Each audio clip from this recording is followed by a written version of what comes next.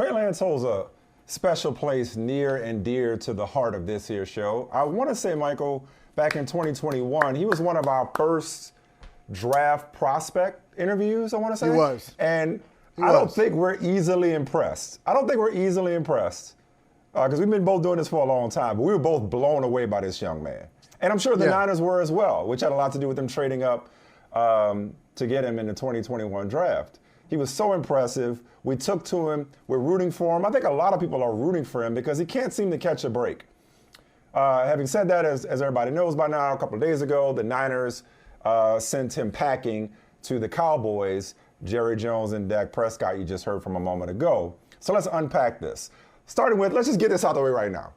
I'm going to say this for the people in the back. Trey Lance ain't got shit to do with Dak Prescott. Okay? Like the idea that the Cowboys acquired Trey Lance with Dak Prescott's contract situation in mind suggests and presumes that Trey Lance can actually play. Trey Lance has two things going for him. He's 23 years old, and one team thought enough of him to give up 4 picks for a 4th-round pick, because that's the math now. Quick sidebar. Thank you. You know how it irks me? It irks me how people say, oh, they traded 3 picks for the number 3 overall pick. No, they traded 2. They swapped 12 and 3. So they traded for the right to move up from 12 to 3. So they traded 2 first-round picks and a 3rd-round pick. But now that said 3rd overall pick has now gone to a second team for the Cowboys for a 4th-round pick. That now means that they traded 4 picks for a 4th-round pick. That's the math, okay? I was told there would be no math. Having said all that, Trey Lance is the 3rd stringer for the Dallas Cowboys until further notice. He ain't better than Cooper Rush.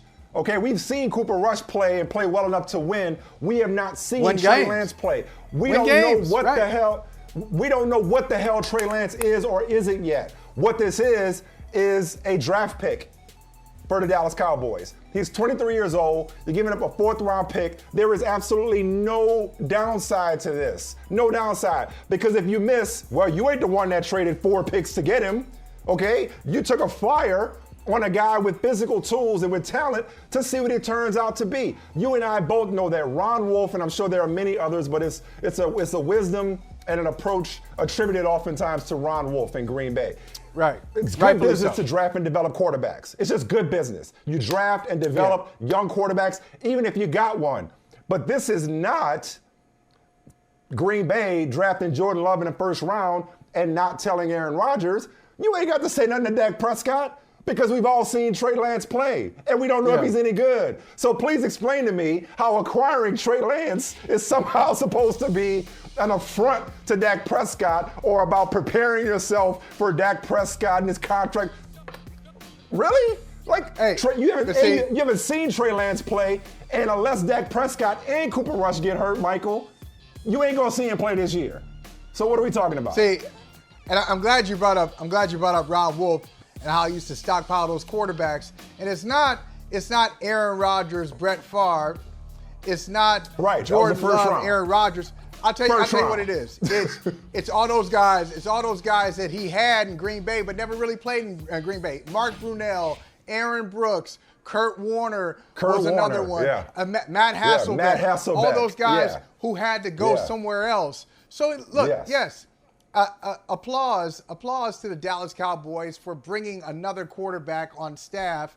But before I get to them, I just want to say there's something. What's that old phrase? You can get more. It's a cliche. I can't remember it though. You catch more with honey, with sugar than with catch more flies with vinegar. Yeah, you catch more flies with honey than vinegar. Flies, yeah. Yeah, there it is. Thank you. Yeah. The San Francisco 49ers have lived by that motto and rewritten the motto.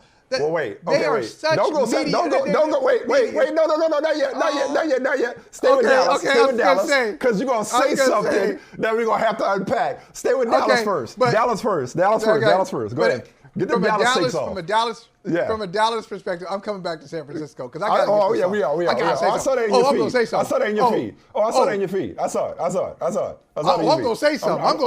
I'm ready for it. I'm gonna say something. I'm ready for it. Yeah. But I would think for Dallas, it's a good move for Dallas I feel for Trey Lance. As you said, we had him on the show. Very impressive young man, has it all together, said all the right things. Clearly a good head on his shoulders. You said he can't catch a break. He catches too many breaks, as a matter of fact. Literally. Broken finger, broken ankle. But I wish he had gone somewhere else where he could just play. It's not about being in a good system. It's not about having a mentor. All those things. He's had that. He was in a good organization. He was in a good system. He had a quarterback whisperer, so to speak, in Kyle Shanahan. And now he's in another good organization with another good quarterback and a guy who has coached good quarterbacks in Mike McCarthy. Mike McCarthy. But yeah. I think he needs to go somewhere and just play. I mean, I wish he could go to Arizona as Kyler Murray is out. And he could just play in Arizona and just get and see if he can stay healthy and see what he can do. I don't really think this is helping him. So you're right. This has nothing to do with Dak Prescott. It doesn't. It does have something to do with Trey Lance, and it's not great for his development. Tennessee, another thing. Go replace Ryan Tannehill. Get him. Move him off the job. Replace Ryan Tannehill. Skip over Malik Willis and take over that operation. Okay, wait. Stop right there. I know. Stop right there. I know. I know. Is he better? I'm being provocative. What am I going to say? I know. No. I'm asking you. He's not better than. We don't know that he's better than Ryan Tannehill. Yes. We don't know that he's better than Malik Willis. I know. You have nothing to lose by acquiring Trey Lance, but if a team that lets him play is probably not going to win many games, at least based on what we've seen or what the Niners have seen. And that's okay. Do you know how bad – and listen, he's a good kid, but do you know how bad he must be behind the scenes? I'm assuming this here, okay? For one, a team that – will now have on their resumes, John Lynch and Kyle Shanahan will now have on their resumes that they had the biggest draft blunder in NFL history. Dude played 8 games for them. And like I said, they gave up 4 picks to get a 4th round pick in return. That's the calculus here. You know how bad he had to be for them to give up on him? For Sam Darnold to come in, they signed Sam Darnold for him to be the backup in case Purdy weren't healthy. So that's number one. Number 2, that 4th round pick that the Cowboys gave up blew everybody else out the water. Nobody came close. So what's his reputation, not just in San Francisco, but around the league? Oh, does that lead us right to where you want to go? Is that the Niners media manipulation machine? Okay, here? Exactly. Like, we supposed to get, you go, we supposed to be excited? We supposed to be excited for you? Hey, we couldn't believe it. We couldn't believe we actually got a fourth. A fourth? You went from 12 to 3. You gave up 2 additional first-round picks, and you go celebrate that you got a 4th because our information, our analytics told us that maybe we'd only get a 6th or we only get a 5th and we got a 4th, and aren't we smart? Well, no, I mean, I you're think a a disaster. 4th is pretty. You're a disaster. No, it's not good. I mean, that's better than it's not nothing. Good. You ain't salvaged nothing. For a 3rd stringer you ain't salvaged nothing. Who's barely played since college. Okay. He barely played. We barely played at North Dakota State. He hasn't played in the NFL. I mean, okay, thank you for the 4th because otherwise we probably would have had to cut him. I mean, if you're the Niners, right? It's better than nothing, but it's about nothing. Okay, take the G off. It's about it's almost nothing. Okay, it's Nathaniel. Especially right, especially after what you wanted, after what you wanted Trey Lance to become. And you're right, the Niners, they don't want to go around and say we did all these things. We wanted Trey Lance to become our franchise quarterback, and less than a year after he was our starter in 2022, starting quarterback 2022 for the San Francisco 49ers. Who knows? Now he goes from our 1 to a 3. This is organizational blame. Give Trey Lance his share of it. Nobody wants to. Everybody's like, oh, it's not his fault. Okay, just give him some of it. Some of it. Right. He might not be good. Might not be good. Okay. And that's okay. But I know. Give him some of it, but also give the Niners some of it. Like, this is what I want to ask Kyle Shanahan. Is there a quarterback? Who do you like? Who do you like? I know. You grew up. Oh, you grew up watching John Elway. Kyle Shanahan. Okay, no, but here we no. go. It says no. You've been waiting for this for 2 years. No, I'm just saying, Mike. The dude can't stay committed to a quarterback. And I understand you grew up watching greatness. Or some would say he can't evaluate him. Some would say he can't evaluate him. Some would say. Or that might be it too. Yeah. It's like, imagine, like Prince is one of your favorite artists, if not your favorite artist, okay? Mm-hmm. You grow he's up number one. in a household, listening to Prince and watching Prince perform, and then you go everywhere. Any other musician, everybody be like, man, everybody that was great. Pales in comparison. That ain't nothing. Oh, that ain't nothing. Yeah, you were watching Prince. Okay, Kyle Shanahan, you watched John Elway. Okay, I understand the bar was set very high. Nobody's gonna match that, but like RG3 first, and then it was Kirk Cousins. He got fell hurt. for Kirk Cousins. Then it was Jimmy Garoppolo. Oh no, not Jimmy. No, Brock Purdy. No, Trey Lance. No, it was Jimmy. No, Jimmy Garoppolo. Then Trey Lance. He really fell for Trey Lance, so somebody did. If not Kyle, it was John Lynch. Brock Purdy was found money, but I could answer your question for you. Yeah. So first Brock of all, Purdy. do you remember who you said they should have traded? Do you remember who you said Don't move your stuff they should? in. When we argue. Oh, he's the guy. He's the guy. Remember when we argued? Okay.